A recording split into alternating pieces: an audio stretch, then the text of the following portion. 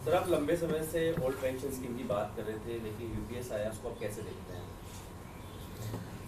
देखिए, ये जो यूपीएस है ये एनपीएस से भी ज़्यादा बदतर और ख़राब है। क्यों है ये मैं आपको बताना चाहता हूँ। पहली बात तो ये कि आप 10% कर्मचारियों की सैलरी का हिस्सा काटेंगे जब तक वो नौकरी करेगा। मान लीजिए 40 साल नौकरी कर रहा है तो 40 साल तक आप वो पैसा काटेंगे और वो पैसा सरकार अपने पास रख लेगी। तो कौन सी पेंशन दे रहे हो भैया आप? कौन सी पेंशन दे रहे हैं आप? कर्मचारी का ही पैसा अपने पास रखकर ढिंडोरा पीट रहे हैं कि आप पेंशन दे रहे हैं।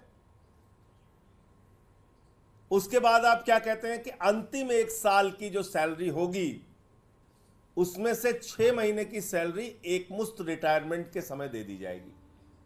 मान लीजिए 12 लाख है 1 साल की सैलरी, तो 6 लाख कर्मचारी को दे दी जाएगी। 40 साल अगर उसने नौकरी की है और 10% की कटौती उसकी हुई है हर महीने, आप सोचिए कितना बड़ा अमाउंट सरकार के खजाने में चला गया। लेकिन वो पैसा उसको नहीं मिल रहा है। वो कह रहे हैं साहब हम आपके पेंशन के लिए पैसा रख रहे हैं, इसी में से आपको पेंशन देंगे। तो भैया कौन सा एहसान आप कर रहे हैं? पहली बात, कौन सा एहसान आप कर रहे हैं? दूसरा, आपने क्या किया, इसमें एक नियम बना दिया कि 25 साल की नौकरी पेंशन पाने के लिए करना जरूरी है। 25 साल की नौकरी। अब आप जानते हैं अर्धसैनिक बल जो हैं, पैरामिलिट्री फोर्सेस, 20 साल के बाद मैक्सिमम लोग रिटायर हो जाते हैं। अधिकतम लोग रिटायर हो जाते हैं। अब तो उनकी नौकरी नहीं पूरी होगी 25 साल की, तो आप उनको कितना देंगे? 10,000 रुपए महीने। उनका पेंशन होगा 10,000 रुपए महीने। देश के अर्धसैनिक बल जो रक्षा करते हैं देश की, अपने प्राणों की आहुति देते हैं देश के लिए, संसद भवन की रक्षा करते हैं, हमारी सीमाओं पे बीएसएफ लगाई जाती है।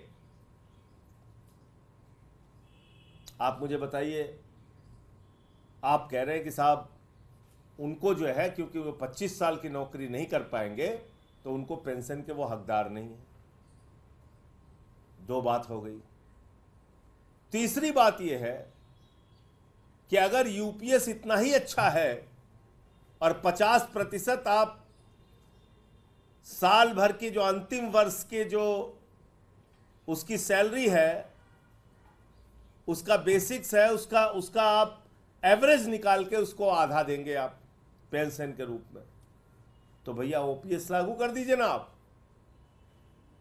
जब आप कह रहे हैं कि यूपीएस जो है वो बिल्कुल एकदम ओपीएस की तरह है, तो ओपीएस लागू कर दीजिए आप। उसमें तो कर्मचारियों से कुछ नहीं लिया जाता था, बावजूद इसके पेंशन मिलती थी।